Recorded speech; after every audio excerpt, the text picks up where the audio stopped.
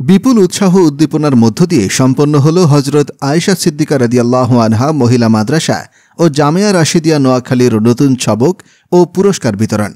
বুধবার সকালে নোয়াখালী সদর উপজেলার উদয় সাধুর হাট দক্ষিণ বাজারে অবস্থিত জামিয়া রশিদিয়া নোয়াখালীর হলরুমে এই অনুষ্ঠানের আয়োজন করা হয়। এ সময় প্রতিষ্ঠানের পরিচালক মাওলানা ওমর ফারুক আরাবী এর সভাপতিত্বে প্রধান অতিথি হিসেবে উপস্থিত ছিলেন নোয়াখালী দারুল উলুম আল ইসলামিয়া চরমটুয়া মাদ্রাসার নবাগত শাইখুল হাদিস আল্লামা মুফতি ইমদাদুল্লাহ কাশেমে।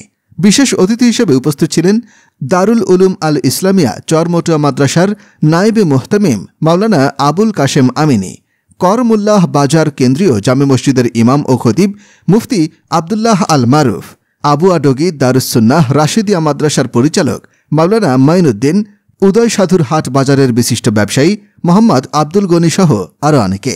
এ সময় বক্তারা প্রতিষ্ঠানের শিক্ষার্থীদের লেখাপড়ার মান উন্নয়নে বিভিন্ন দিক নির্দেশনামূলক আলোচনা পেশ করেন।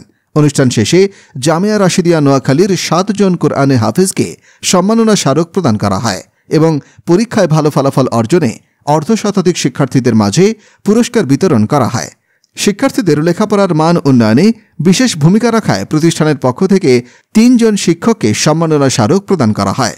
পরে মুফতি ইমদাদুল্লাহ কাশেমিয়ের দোয়া ও মোনাজাতের মধ্য দিয়ে অনুষ্ঠানের সমাপ্তি ঘটে। Desk report, news plus television, Noakhali.